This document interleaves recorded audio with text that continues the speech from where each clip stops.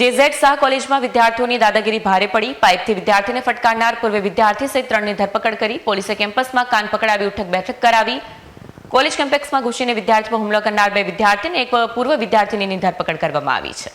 જેઝેડ શાહ કોલેજમાં વિદ્યાર્થીઓને દાદાગીરી ભારે પડી. પાઇપથી વિદ્યાર્થીને ફટકારનાર પૂર્વ વિદ્યાર્થી સહિત 3ની ધરપકડ કરાઈ છે. આ સમગ્ર ઘટનાનો વિડીયો સોશિયલ મીડિયા પર વાયરલ થયો હતો, જેમાં આરોપીઓ ધોળા દિવસે પાઇપ વડે એક વિદ્યાર્થીને નિર્દયતાથી ફટકારી રહ્યા છે.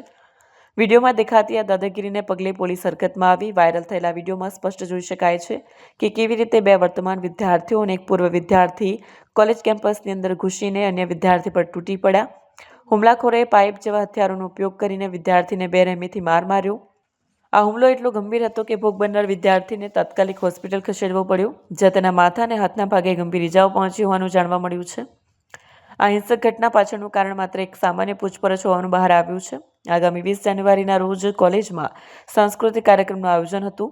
આ કાર્યક્રમ અંગે જાણકારી કેમ આપવામાં આવી નથી, એટલી નજીવી બાબતે 2 જૂથો વચ્ચે વિવાદ સર્જાયો.